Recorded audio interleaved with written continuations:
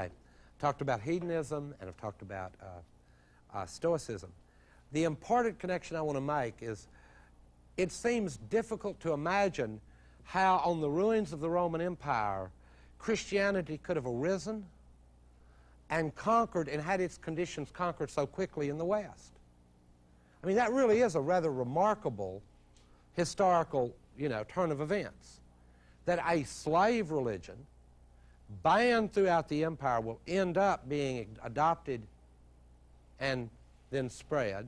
Now, we don't want to be too mystical about this because the historian Gibbon said that it spread not by the preaching of the word, but by fire and the sword. That is a way to spread certain doctrines. I read the paper this morning. You can still spread a doctrine that way. Not simply through the preaching of the word on TV, but fire and the sword are sometimes handy. There's more than one way to convince someone, in short. I'm arguing that there are preferable ways to do it. But in any case, Stoicism helps us to understand this.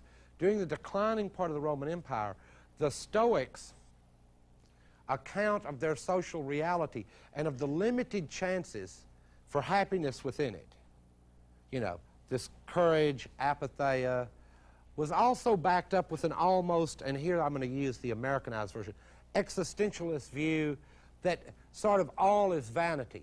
So for me, a classic Stoic doctrine, you can all go back and read during break.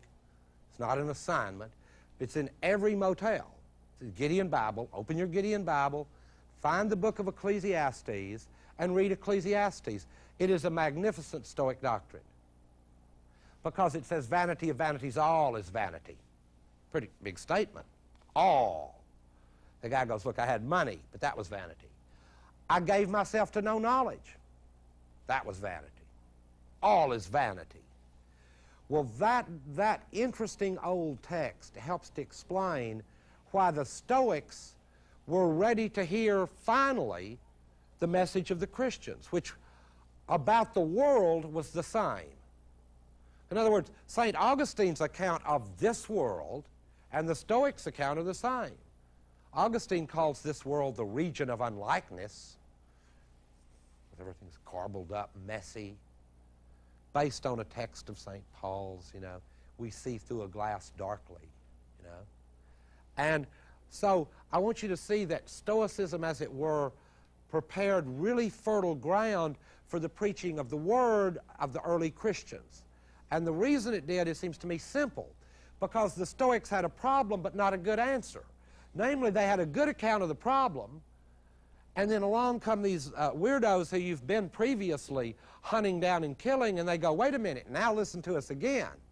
We know when you had all your power, this didn't sound so smart. Now you might want to listen. And then the answer comes, but there's good news.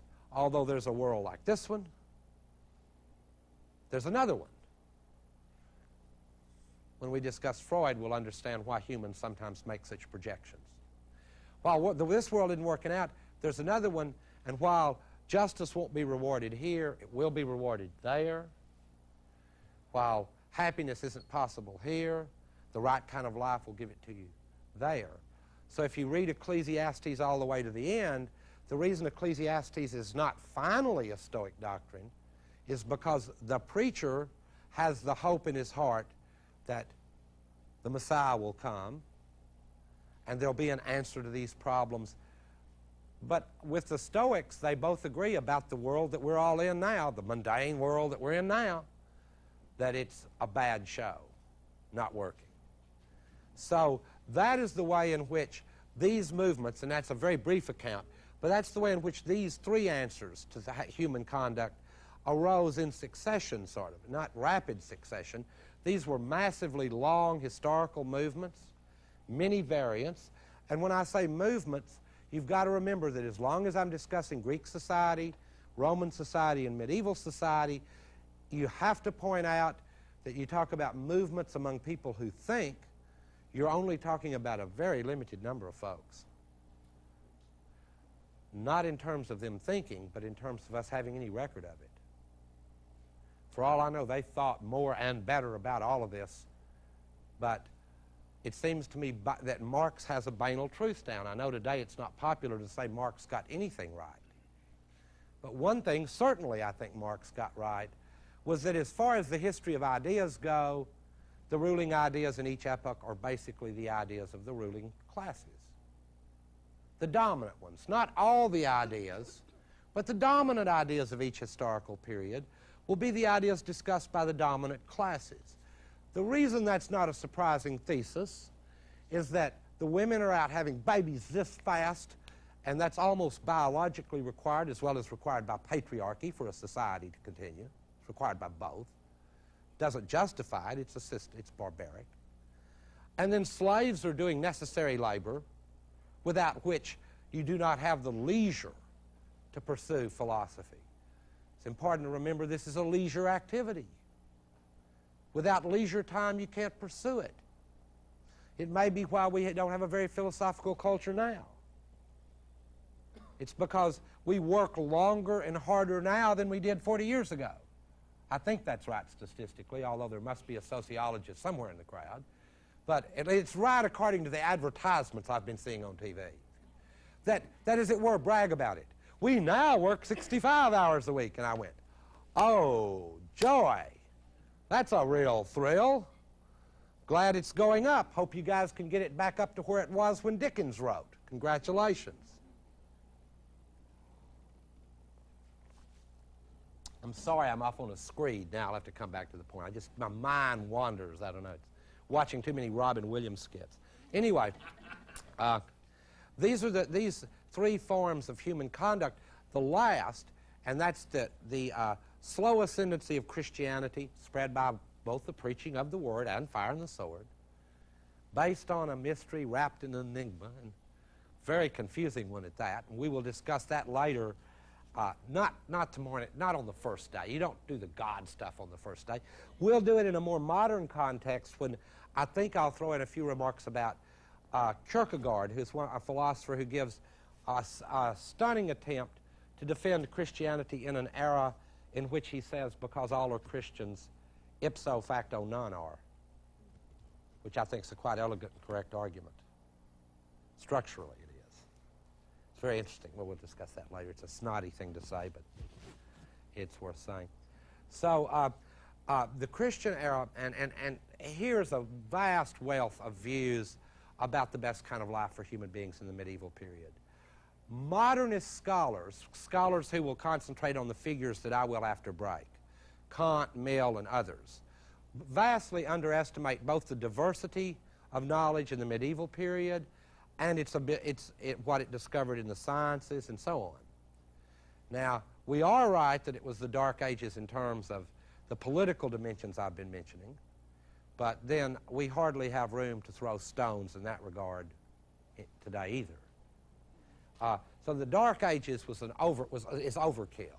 In the medieval period, there are a lot of views, but it is fair to say, along with the sociologist Max Weber, that the Middle Ages were somehow enchanted.